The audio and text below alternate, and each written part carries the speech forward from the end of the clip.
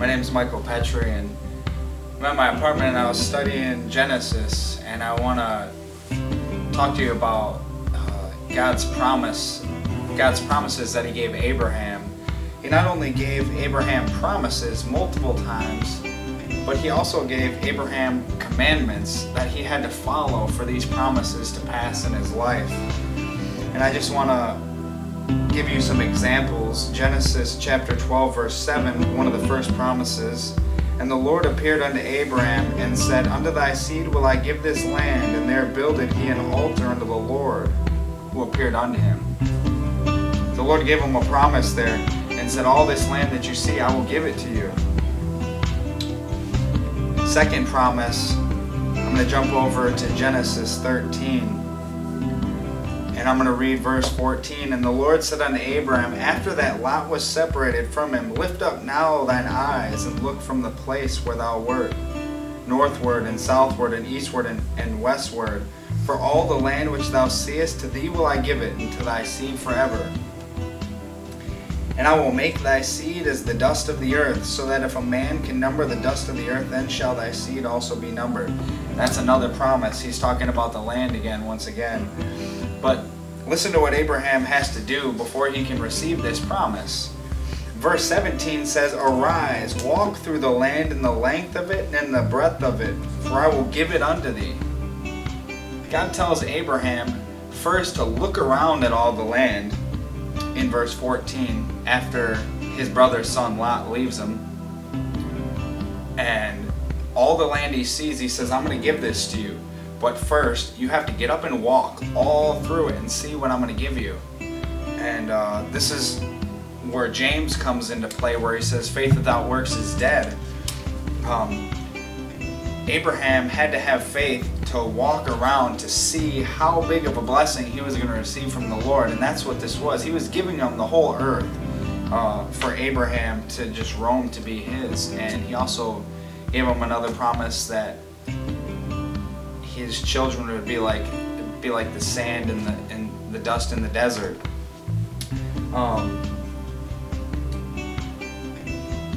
Another commandment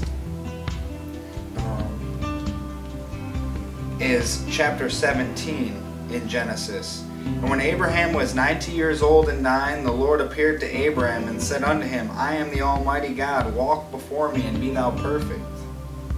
And I will make my covenant between me and thee, and will multiply thee exceedingly. God gave him a choice. God gave Abraham a choice and said, listen, I'm going to make a covenant with you. I'm going to give you many children. I'm going to multiply your seed. I'm going to give you all this land. But first,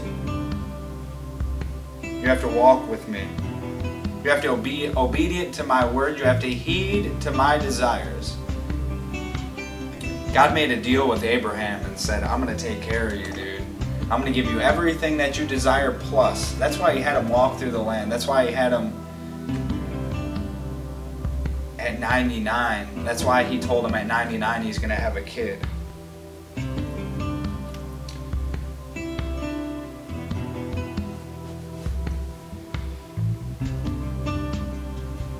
In chapter 15,